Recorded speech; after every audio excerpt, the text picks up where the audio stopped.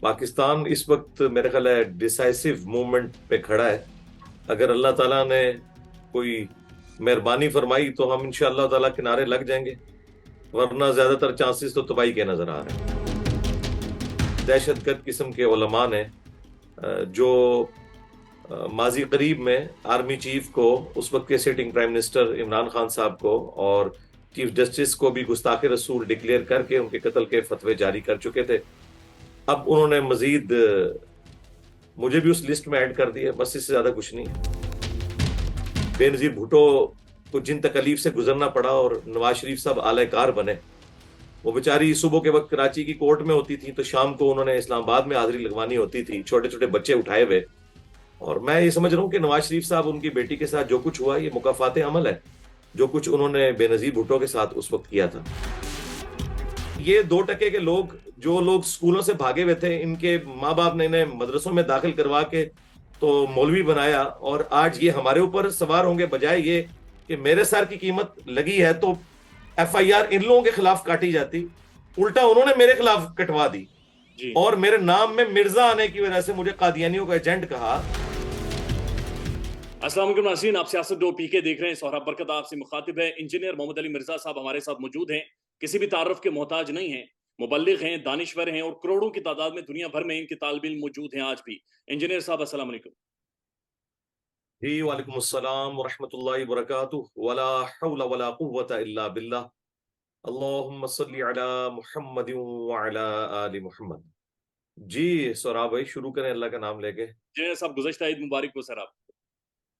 جی جزاک اللہ خیرہ، خیر مبارک، تقبل اللہ منا ومنکم، آمین. انجینئر صاحب پاکستان اس وقت کہاں پر کھڑا ہے؟ پاکستان اس وقت میرے خیال ہے ڈیسائسو موومنٹ پہ کھڑا ہے. اگر اللہ تعالیٰ نے کوئی مہربانی فرمائی تو ہم انشاءاللہ تعالیٰ کنارے لگ جائیں گے، ورنہ زیادہ تر چانسز تو تباہی کے نظر آ رہے ہیں. آپ کے اوپر ایف آئی آر کیوں کروائی گئی؟ ایف آئی آر تو بیسیکلی ریلیجس لوگوں کی طرف سے کروائی گئی. میں اس کو کوئی اس کے کسی قسم سے کوئی پولیٹیکل ایشو کے ساتھ ریلیٹ کرنا درست نہیں سمجھتا، کیونکہ میرے پاس شواہد نہیں ہے. لیکن یہ بات بھی اپنی جگہ درست ہے کہ میرے پاس دوسری طرف کے بھی شواہد نہیں ہے کہ میں اس کا انکار بھی کر سکوں.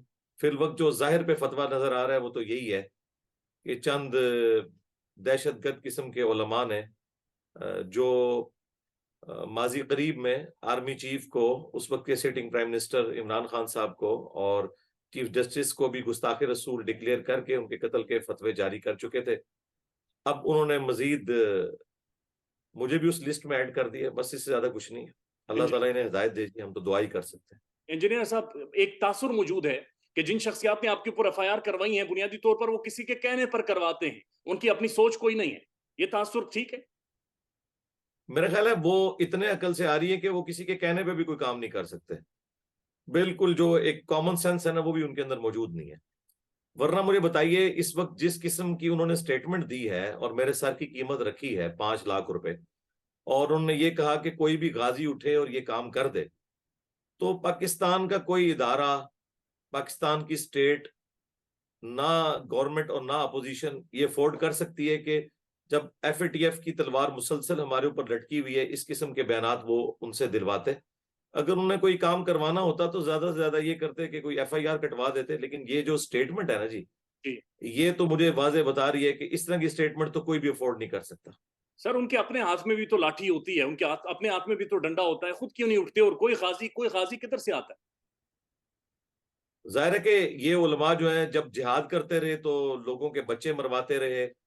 اسی طریقے سے جب یہ پروٹیسٹ کی سیاست شروع کرتے ہیں، دھرنوں کی، اس وقت بھی لوگوں کے بچے مرواتے ہیں. اپنے بچے تو ان کے یاشی کر رہے ہیں. آپ ان سے ان کا سورس آف انکم پوچھ لیں تو آپ حیران ہوں گے کہ ان کا جو سورس آف انکم ہے وہ چندوں کے اوپر ہی ہے. ڈکلیئرڈ تنخواہ ان کی 15-20 ہزار روپے ہوتی ہے، لیکن یہ لوگ روزانہ کا 15-20 ہزار روپیہ ویسے ہی خرچ کر دیتے ہیں عام حالت میں. تو ظاہر ہے کہ یہ ہماری عوام کی اگنورنس کا فائدہ یہ لوگ اٹھاتے ہیں. اللہ تعالیٰ ان کے شر سے اس امت کو اور ہماری پاکستانی قوم کو محفوظ کرے. انجینئر صاحب آپ کے اوپر کوئی دباؤ ہے، کوئی پریشر ہے، کوئی آپ کو کالز کی گئی ہیں، آپ کو کوئی پریشرائز کرنے کی کوشش کی گئی ہے؟ نہیں جی، میں جھوٹ کیوں بولوں.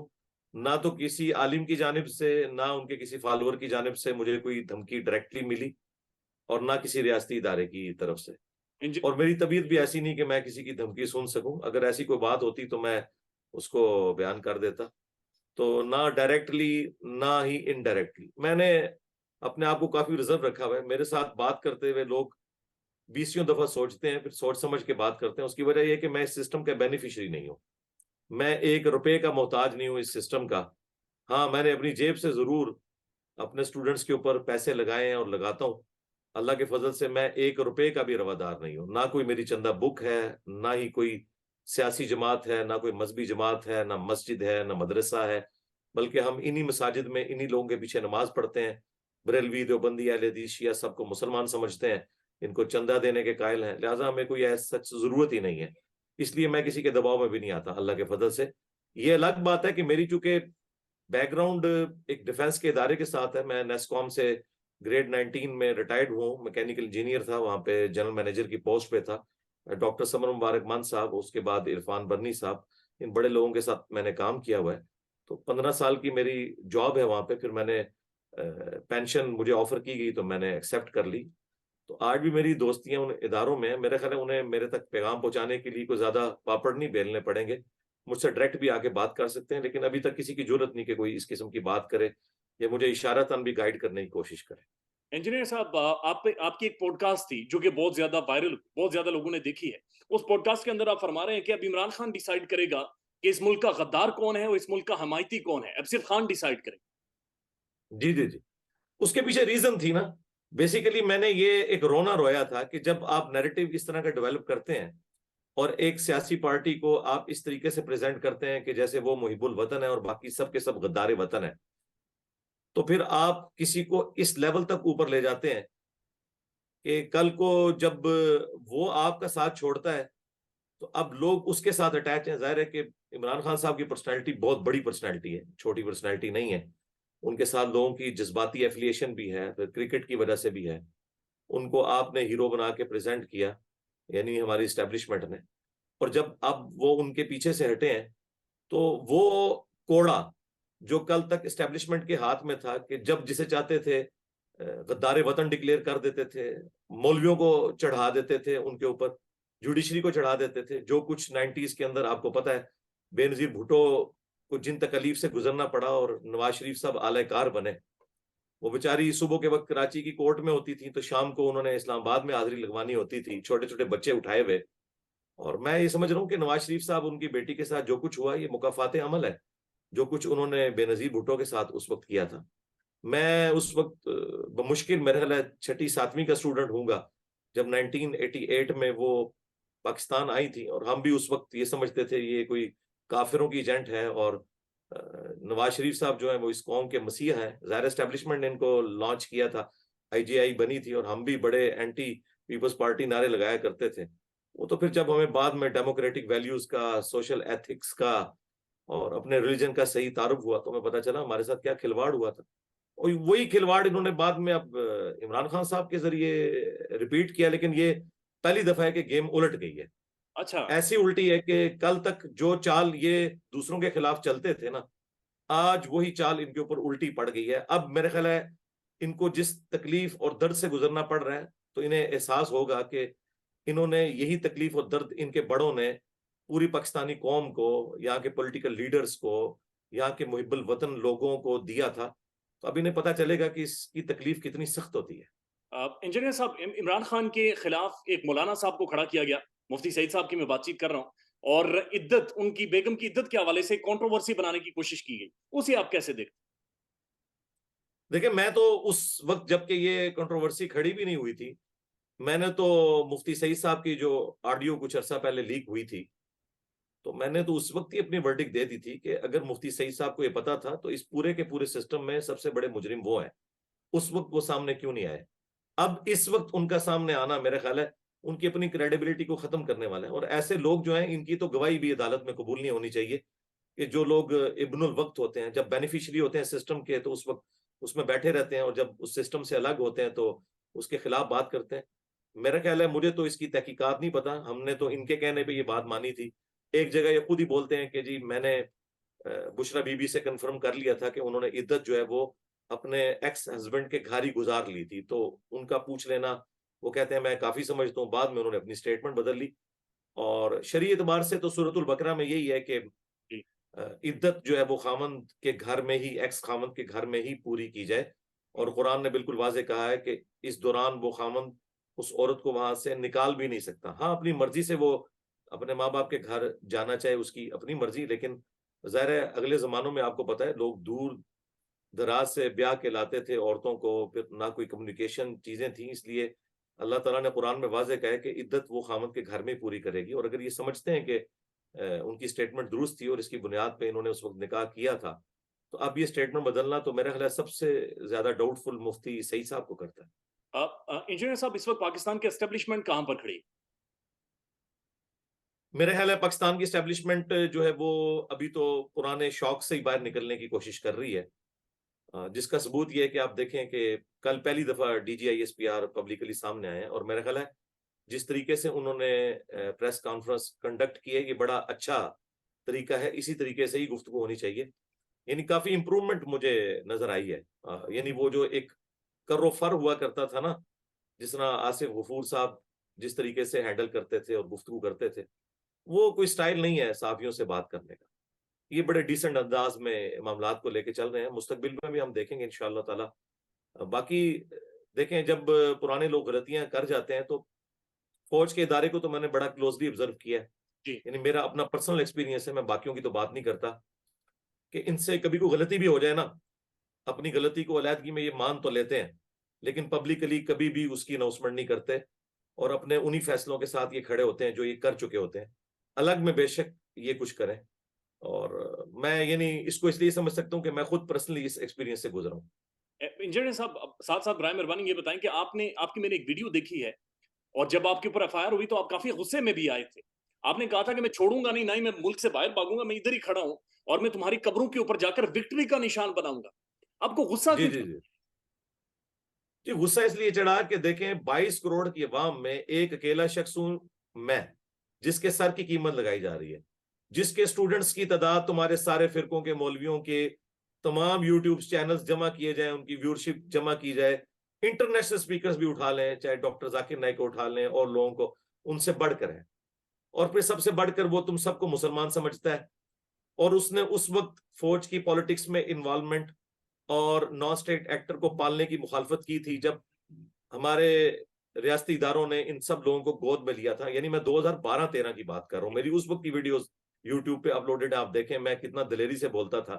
آج تو لوگ بڑا فخریہ بول لیتے ہیں کہ جی نان اسٹیٹ ایکٹر نہیں ہونے چاہیے. اس وقت تو ان کی آنکھوں کے تارے تھے. تو میں یہ کہتا تھا کہ عنقریب تمہارے گھاٹے فٹ ہوں گے اور پھر تمہیں بھاگنے کی جگہ بھی نہیں ملے گی. یہ لوگ جیب کترے بھی بنیں گے، یہ لوگ اسٹیٹ کے لیے نقصان دہ بھی ہوں گے، یہ دوسری دہشت گرد تنظیموں کا اعلی کار بن کے پاکستان کی فوج کو، عوام کو، پولیس کو ماریں گے.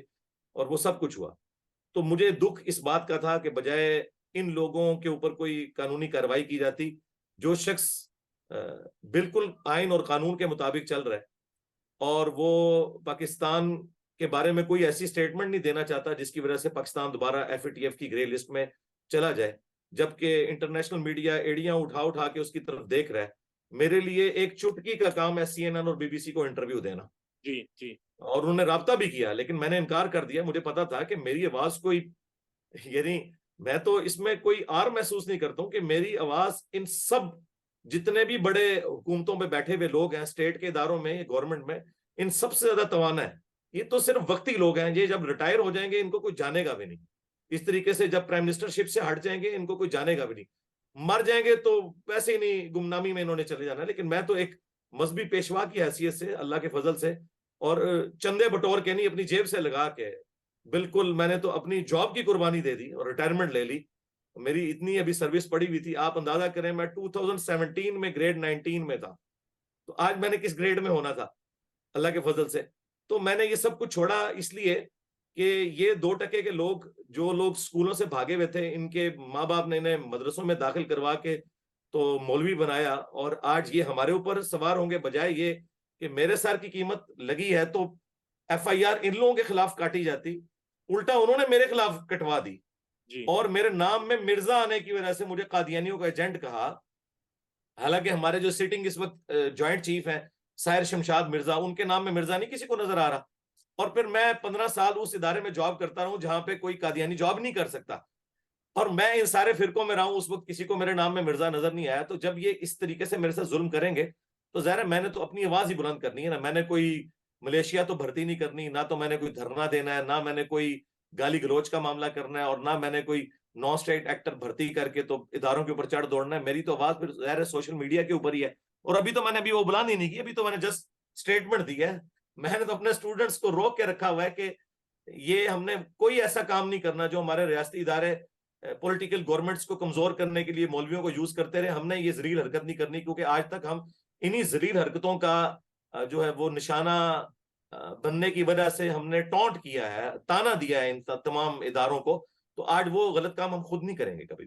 انجینئر صاحب، جنہوں نے آپ کے سر کی قیمت لگائی ہے، سر ہم نے دیکھا اور اس کے اوپر معزز ججز کے فیصلے بھی ان لوگوں کے اوپر موجود ہیں کہ وہ جب دھرنا دیتے ہیں، جب احتجاج کرتے ہیں تو کسی کے کہنے پر کرتے ہیں، اس طرح کے فتوے اور فیصلے کرتے ہیں تو کسی کے کہنے پر کرتے ہیں. اس کا مطلب ہے وہ جس کے کہنے پر کرتے ہیں وہ متحرک ہیں پھر آپ کے خلاف. میرا خیال نہیں ہے ایسا ہے. بعض اوقات لوگ سیلف موٹیویٹڈ بھی ہوتے ہیں، اور جو آپ نے فیصلوں کا حوالہ دیا جسٹس قاضی فائز عیسیٰ، جی تو جی دیکھ لیں پھر ان کے ساتھ عمران خان صاحب نے کیا کیا ہے اور ان لوگوں نے کیا کیا. اور بعد میں عمران خان صاحب کو خیر اپنی غلطی کا احساس ہوا، میں اس پہ اپریشیٹ کرتا ہوں انہیں. لیکن دیکھ لیں یہاں پہ جو کھرا بندہ ہے اس کے ساتھ کیسا سلوک کیا جاتا ہے. تو ظاہر ہے کہ یہ جب آگ لگے گی تو یہ ہیٹ آج تو عوام بھگت رہی ہے، کل پھر یہ ان لوگوں تک بھی پہنچ جائے گی جو باہر بیٹھ کے ایئر کنڈیشن کمروں میں وائی فائی پہ بیٹھ کے انٹرنیٹ پہ ایک دوسرے کو چیزیں شیئر کروا کے ان چیزوں کے مزے لے رہے ہیں. تو کب تک لیں گے؟ ہم تو بھگت رہے ہیں، ٹھیک ہے. تو ان پہ بھی برا وقت آ جائے گا اگر یہ لوگ پیچھے انوالو ہیں. لیکن میں نے آپ کو کہا کہ چونکہ مجھے اس چیز کا ثبوت نہیں ملا، جی. اس لیے میں یعنی اس حوالے سے کوئی ورڈک دے نہیں سکتا. میں تو ظاہر کے اوپر فتویٰ لگاؤں گا، اور ظاہر یہ کہ ہم جوڈیشری میں ان معاملات کو لے کے چل رہے ہیں. میں نے بڑا ڈیٹیل آنسر بھی اس کا جو ہے وہ ڈی پی او سے میری میٹنگ ہوئی تھی، میں نے انہیں بتا بھی دیا. اور پھر میں نے انہیں پرسنل ریکویسٹ کی کہ ہم نے آپ کو 3 ہفتے ہو گئے ہیں اپلیکیشن دی ہوئی ہے، لیکن آپ لوگوں نے کوئی اس حوالے سے پیش رفت نہیں کی. سر تو اللہ کا شکر ہے کل انہوں نے ایف آئی آر کارڈ دیے ان تمام لوگوں کے اوپر جنہوں نے میرے سر کی قیمت رکھی تھی اور جو اس طرح کی چیزوں میں انوالو تھے. ایف اچھا آئی آر آفیشلی کٹ چکی ہے الحمدللہ. جی میں نے دیکھی ہے. انجینئر صاحب آخری 2 سوال آپ سے پوچھنا چاہیں گے. سر آپ کی سورس آف انکم کیا ہے؟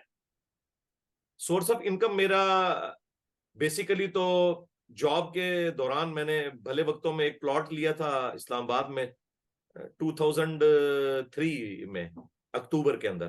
اس وقت وہ میں نے تقریباً 35-40 ہزار روپے مرلہ تھا، اور اس وقت کمیٹیاں ڈال کے میں نے ایک 7 مرلے کا پلاٹ لیا تھا. پھر ڈیورنگ میری جاب ساتھ ساتھ میری وائف کی قربانی کہ وہ میرے ساتھ نہیں رہتی تھی، وہ جیلم شہر میں رہتی تھی، میں اسلام آباد میں ہوتا تھا. تو ہم نے اپنی انکم سے بچت کر کر کے پلس کچھ میرے والد صاحب نے مجھے سپورٹ کیا جو انہیں پیسے ریٹائرمنٹ میں ملے تھے. ایک مکان میں نے اسلام آباد میں بنایا تھا. آلموسٹ سمجھ لیں 40,000 روپے تک کرایہ مہینے کا مجھے اس مکان کا مل جاتا ہے، پلس 50,000 کے قریب میری پینشن ہے. یہ 90,000 بن گئے. اور ظاہر ہے گھر میری دادی اماں کے نام پہ ہے، اور ہم ہنسی خوشی گزارا کر رہے ہیں. میرے 2 بھائی انگلینڈ ہیں، وہ بھی آپ کا میرے ماں باپ کو خرچہ بھیجتے ہیں. تو کمبائنڈ فیملی سسٹم میں ہمارا اچھا گزارا ہو رہا ہے. اور میں نے کوئی گاڑی وغیرہ تو رکھی نہیں، میری تو ایک موٹر بائک ہے، اور بڑا لمیٹڈ سے میرے اخراجات ہیں الحمدللہ. سر یہ جو یوٹیوب اور فیس بک کی کمائی ہے کدھر جاتی؟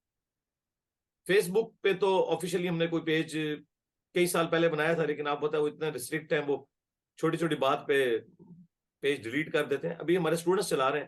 یوٹیوب کا ہمارے آفیشیل چینل چل رہے ہیں. تو یوٹیوب پہ ہم نے چونکہ ویڈیو ایڈز تو آن نہیں کیے ہوئے، اس لیے اس سے نامینل ہی ہمیں انکم ہوتی ہے. اور وہی وہ انکم ہے جو ہم اکیڈمی پہ لگاتے ہیں. یعنی ہماری اکیڈمی جو ہے وہ کرائے پہ ہے، پلس اس کے بجلی کا خرچہ، پلس جو 300-400 لوگ آتے ہیں انہیں ہم نے ہر ویکینڈ پہ سنڈے والے دن انہیں سموسا اور دودھ پتی سرو کرتے ہیں. یہ تمام اخراجات جو ہیں سیکیورٹی گارڈز جو نیچے کھڑے ہوئے ہوتے ہیں، یہ آلموسٹ اس میں سے الحمدللہ میٹ ہو جاتے ہیں. ہمیں کسی سے کوئی مانگنا نہیں پڑتا. اللہ سر کا آخری شکر ہے. سوال آپ سے. سر مفتی طارق مسعود صاحب، ان کے ساتھ آپ کے بڑے مختلف چیزوں کے اوپر اختلافات تھے، ہم ویڈیوز دیکھتے تھے اور بڑا ایک زبردست ماحول سا بھی بنا ہوتا تھا. ظاہر آپ جیسے عالم سر اگر ڈیبیٹ کریں گے تو اس سے خیر ہی نکلے گی. لیکن انہوں نے آپ کے حق میں اسٹیٹمنٹ دی ہے سر ایک ایسے ٹائم میں جب ایک گروپ آپ کے خلاف ہوا تھا. اس پر آپ کا کیا کمنٹ ہوگا؟ جی میں اپریشیٹ کرتا ہوں، اور ان کی ویڈیو جو ہے وہ آپ دیکھ لیں. ان چند ویڈیوز میں سے ہے جو ملین کراس کر گئی. 1 گھنٹے میں وہ 4-5 ہزار لوگوں نے دیکھی تھی. پھر میں نے اپنے آفیشیل پیج سے اسے شیئر کروایا. ہمارے واٹس ایپ جو گروپس ہیں اس میں آلموسٹ 12 سے 15 ہزار ممبرز ہیں مختلف گروپس کے اندر، ان میں شیئر کروایا. پھر میں نے اس پہ جا کے کامنٹس بھی کیے، وہ کامنٹس بھی انہوں نے ماشاءاللہ پن کیے ہوئے ہیں. ان کے ایڈمن سے بھی رابطہ تھا، میں نے اپریشیٹ کیا اس چیز کو. اور یہ بہت بڑا دلیری کا کام ہے. میرے خیال ہے جن لوگوں کا انفلوئنس عوام کے اندر موجود ہے انہیں اس طرح کے معاملات میں بولنا چاہیے. اور میں آپ کی یاد دہانی کے لیے بتا دوں کہ یہ تو واقعہ ابھی بالکل ریسنٹلی ہے نا. 8 سے آلموسٹ 1.5-2 سال پہلے مفتی طارق مسعود صاحب کے اوپر بھی ایک الزام لگا تھا سیدنا علی بن ابی طالب رضی اللہ تعالیٰ عنہ علیہ السلام کی گستاخی کا. تو اس وقت میں اکیلا بندہ تھا جس نے ان کی اس گفتگو کی تعویل کرتے ہوئے، جو کہ پبلکلی سامنے آ چکی تھی، ان کی تو ویڈیو آئی تھی، اس میں دو طرف رخ نکل سکتا تھا، لیکن میں نے پازیٹیو رخ اس کا اختیار کر کے اور میں نے اس پورے کے پورے معاملے کو کنڈیم کیا تھا جو ان کے خلاف کمپین چلی ہوئی تھی. لیکن ان کا کوئی بھی ان کے فرقے کا عالم دین ان کی سپورٹ میں کھڑا نہیں ہوا تھا. میرے تو کسی فرقے میں نہیں ہونا، میرے ساتھ کسی کا کھڑا نہ ہونا یا کھڑا ہونا وہ برابر ہے. لیکن یہ افسوس کی بات ہے کہ ان کے اپنے مکتب فکر کے ہزاروں علماء موجود ہیں. صرف مولانا فضل الرحمان صاحب کے ہاتھ پہ 5 لاکھ سے زیادہ علماء نے بیعت کی ہوئی ہے، کوئی بھی بندہ تیار نہیں ہوا. اور اس سے بھی کئی سال پہلے جنید جمشید صاحب پہ جب الزام لگا تو طارق جمیل صاحب بھی ان کا ساتھ چھوڑ کے، تو میں نے اس وقت بھی یہ سٹانس لیا تھا. اللہ کا شکر ہے کہ اللہ تعالیٰ نے میرے اس اخلاص کا پھل مجھے دیا ہے کہ مفتی طارق مسعود صاحب کی زبان پہ حق جاری ہوا ہے. سر یہ آپ کی اکیڈمی کے دروازے پر کسی نے ایک بڑی نازیبہ ویڈیو بنائی ہے، وہ آپ کی نظروں سے گزری ہوگی؟ ہاں جی، وہ نازیبہ جو ویڈیو بنی تھی وہ ہم نے اپلیکیشن دی ہوئی تھی، اس شخص کا نام بھی FIR میں آ چکا ہے. اور اب آپ اندازہ کریں کہ یہ لوگ دین کی تبلیغ کرنے والے لوگ ہیں، اس طریقے سے جو ویڈیو بناتا ہے وہ کس منہ سے دین کا نام لے گا. تو مجھے تو پرسنلی اس سے فائدہ ہی ہوا ہے کہ میں علماء کا اصلی چہرہ لوگوں کے سامنے ایکسپوز کرنے میں کامیاب ہو گیا ہوں کہ یہ لوگ دیکھ لیں کس قسم کی حرکت کر رہے ہیں. تو اس سے علاوہ بھی مطلب مختلف چیزیں ویڈیوز میں آتی رہتی ہیں گالی گلوچ کی شکل میں. تو اگر اللہ کے نبی علیہ السلام کو گالیاں دی گئیں اور وہ گالیاں قرآن میں رپورٹ ہوئیں کہ کافروں نے کس لیول تک جا کے نبی علیہ السلام کو تکلیف دیں، تو ہم تو آپ صلی اللہ علیہ وآلہ وسلم کے غلاموں کے قدموں کی خاک کے برابر بھی نہیں ہے. اگر ہمیں اس تکلیف سے گزرنا پڑ رہا ہے تو ہم اپنے نبی علیہ السلام کی تکلیف کو، سیدنا حسین ابن علی کی تکلیف کو یاد کر کے یہ تکلیف جھیلنا ہمارے لیے آسان ہو جاتی ہے. الحمدللہ. انجینئر محمد علی مرزا صاحب سر، بہت بہت شکریہ آپ کا. Thank you so much. Thank you. جزاک اللہ خیر.